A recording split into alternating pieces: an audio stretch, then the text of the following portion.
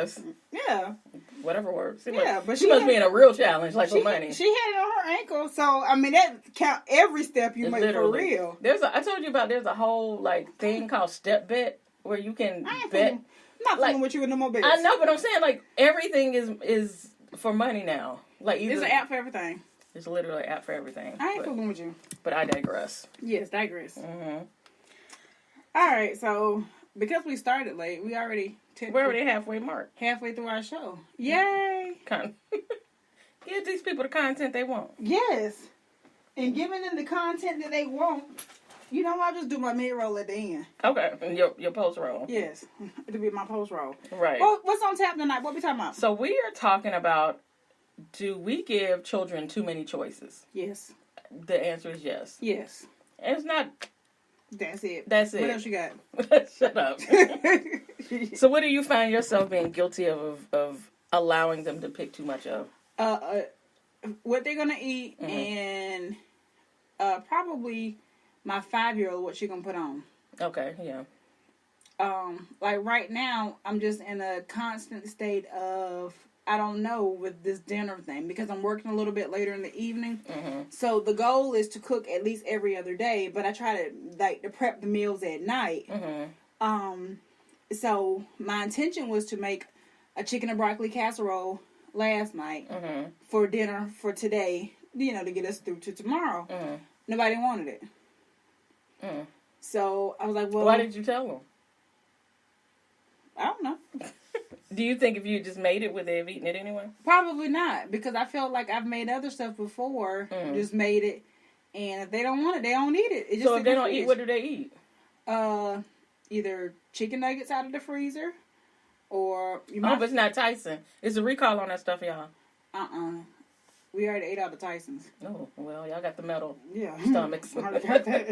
Stomachs of steel. Right. My 5-year-old eats a lot of peanut butter and jelly sandwiches. She opts out of dinner most nights. She's like, what are you making? I don't want that. If it's not spaghetti or... She loads up on carbs. Sometimes chili, maybe fried chicken or something like that if I go to Publix or something. Mm-hmm. If it's not one of those main dishes, she's like, nope, I'm good. Just make me a peanut butter and jelly sandwich. In fact, I'll make it myself. Mm-hmm. What about the oldest? So he eats before I get home. Let me tell you.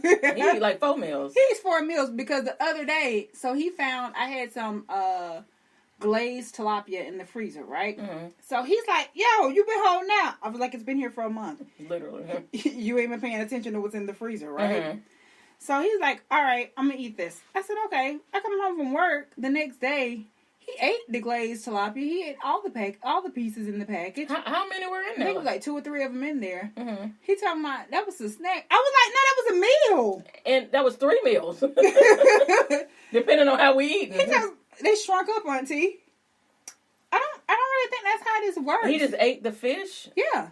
No rice, no veggie, no just. I'm pretty sure it was no rice and no veggie because I didn't have any readily available. Yeah, so he just ate the fish. But a lot of times I come home and he's cooked them. Sometimes he make them some pancakes. Sometimes he make waffles. Or the other day he fried them some fries and made some hot dogs. Mm-hmm. Like he make meals before I get there. Mm-hmm. Before anybody gets there, he make meals. Right, because he's home at 4:00. Yeah. Yeah. So yeah, he making meals. And then he may eat again with you. Yeah. Where do you put all that stuff? I don't know where he puts it all. Is he gaining weight? Yeah. Oh. He gained a little bit of weight. But not like a ridiculous amount. Right. But, he's pretty tall, too. Yeah, he is pretty tall. And then, at night, it's nothing for me to hear him in the kitchen again at night. And not resting? Not resting. Oh. I think I got up the other morning about 4:00 in the morning. I kept hearing something pop in the kitchen. Mm-hmm. And, the George Foreman grill was still on. He had unplugged it. Mm-hmm. And so I looked, it was hot. Mm-hmm. And sure enough, he had grilled him some hot dogs. At, let's say, 3 a.m. Sure. I don't even know how you would go back to sleep. And he was back asleep by this time? Sure. I don't even know how you go back to sleep on a stomach like that. But I'm also not 15, so... I'm not a 15-year-old boy. No, I'm not. I don't know where he puts the food. Yeah. So I'm the same as you. Well, with food, it's a little different because my husband and I usually pick what we're eating. because we used to do that a lot of saying, well, no, I'm not going to fix this because they're not going to like this or whatever like that. And about maybe 3 or 4 months ago, we came to the realization is we buy these groceries. I'm not customizing no meal to simplify it for no 5 and 2-year-old. You have it here or you eat something that's on that plate, but I'm not cooking 2 meals or we're not using a whole lot of ingredients out of this house. Groceries are expensive. That's how I feel. And I think that's how I've gotten to the point where if I'm not going to make it, if nobody's going to eat it. Yeah, and so I guess I'm big on, because I know you're not big on dinner. That's not you could care less. Yeah. I'm like, I'll, like not do a lot on lunch, but then I know that we're going to eat as a family for dinner, so I'll put a little bit more into dinner. And I'm a breakfast and lunch eater. And so I'm not, like, I may not eat until 11 o'clock in the day. I could care less about breakfast. So I know we're going to prepare dinner and again eat as a family. And so he and I will decide what we're eating. And so let's say it's something out of the meal that they may not eat. Well, then they just won't eat it. I just won't put it on their plate. But I will stop customizing for their small taste because their taste buds are very limited. Okay, and that makes sense. My problem is nobody's eating any of it. Yeah, I got you. So I just quit. I'm just like, even on the way here, well, what do you want? I don't know. Do you want this? I said, well, can you make chicken quesadillas for you guys tonight? The chicken's in the fridge. You got the rest of the ingredients. Everything else. I guess. Oh, what do you want? I don't know. Oh. And I talked to him on the way here. I said, well, what do you guys want to eat? She just wants me to bake her some rolls. Bread? Just, your baby love a carb. And the smallest thing in town. Yeah, she love a bread. That's the thinnest thing in town. If I eat carbs like that, y'all would be rolling me out of here and sending me to that man in Texas on my 600-pound life. This is the thinnest thing in town. Oh, my goodness. Yeah, so the clothes thing, it's funny. My oldest is in the habit. She's been doing uniforms longer than the youngest.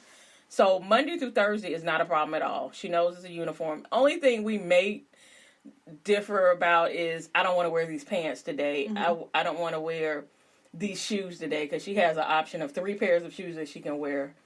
But outside of that, we don't disagree on that a lot. It's Friday morning, I usually have already made the decision for her Thursday night.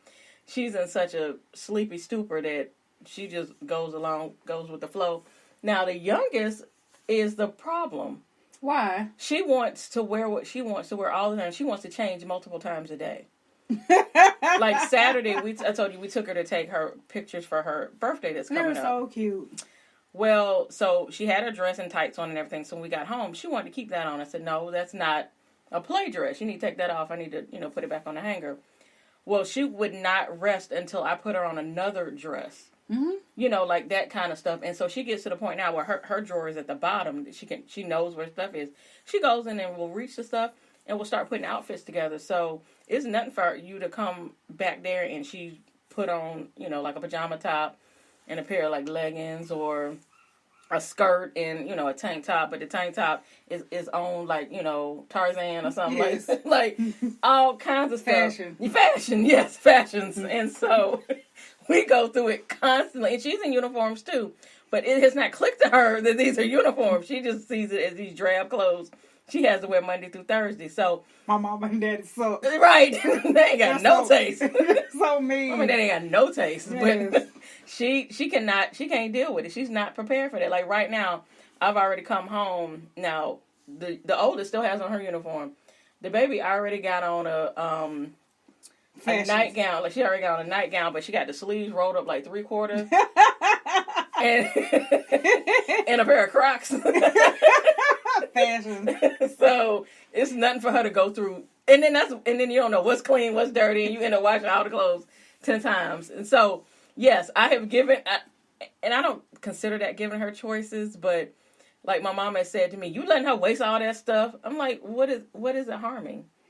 What is it harming for me to allow her to go and put on a different outfit than what she had on at school? Because at the end of the day, okay, yeah, she can put it on when she got here. You know what? Throw it back in the drawer. Right, she don't know. And ain't no salt on it. She'll pull it back out tomorrow. If it's dirty, just put it, It still smell like Gain dryer sheets. Yeah, let's go with it. Put it back in there. She'll put it on again tomorrow. Yeah. Right. But my thing is, who is that harming if I've given her the luxury of deciding that I want to change clothes after school or 4 times on a Saturday afternoon. That ain't harming nobody. It's keeping her busy.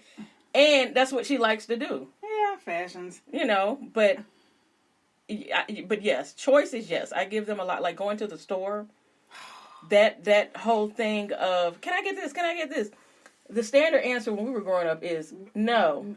Don't ask me. We about to go in the store. Don't ask me for. Don't. And you ain't getting. That's it. Because I ain't got no money. That's it. That was it. Now, the same still holds true for us. We ain't got nothing. But now my baby be like, Mommy, do you have enough money to buy me this? And loud, too. Like, Jesus. She did me like that this weekend. Like, we scrounging up the money to get through the grocery line. Do you have enough money to buy this? Because our answer is always, we ain't got enough money for that. And I'm asking her, do you have enough money to buy it? So Don't count my money, count your own money. So when we went to go take the pictures, it was in a Bye Bye Baby. Okay. So it's not a lot of stuff for either of their age group, but they can find something anywhere. Of course. Anywhere. So, of course, the studio was in the back of the store, so you got to come back through all this colorful mess of whatever for them to look at. Somehow they ended up picking up 2 items to get. So they were inexpensive. All right, come on, let's get out of here. Because I had to buy something from there anyway. All right, come on, bring it up, let's go. So we get home, we got a bag, my husband fussing. You buy them something everywhere they go. That's why they spoiled the way they are now. And me, it's like, okay, that was harmless. To him, it's creating a bigger issue. So both of you are right. I'm right. Both of you are right. Okay, so what? And I say that because why am I right? I'm guilty of the same thing. Mm-hmm. I mean, you just buying them something little, it's no biggie, right? We was in consignment stores this weekend, and my baby was like, "Oh, I want this, I want this, I want this." It was $2.99. I was like, "All right, right. You can get one thing. Shut up. Let's go. Let's go. Right. But at the same time, by the time we've been to 4 stores, she wants something out of every store. And that's the problem. That is. And I was like, no. So when I finally am like, no, you're not getting something every place. Or when I say, if you get something here, you can't get something later. Oh, I don't know. Now we're back to choices. Again. And she's indecisive. Mm-hmm. So then she goes, well, what if we don't find anything? Can we come back here? Sure. And then by that time, they went to sleep in the car and you home. Pretty much. But yes, I am that parent that wall of that instant shopping, you know, where you have it there like that stuff that makes you, they want you to pull from that stuff. I'm the mom that's like, all right, like you said, you can get one thing. But my trick is taking them to Dollar Tree. I think I told you this before. Yeah. You got $5, you can get 5 things. Yes. Taxes not included. But you can get 5 things, and usually they tear that stuff by the end of the weekend anyway. And it's in the trash. Store.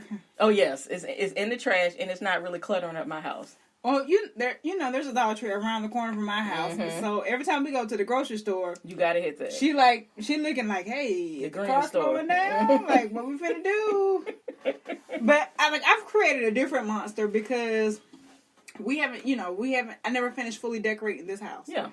So, but what I have done is for every holiday. Yes, you've allowed a mess.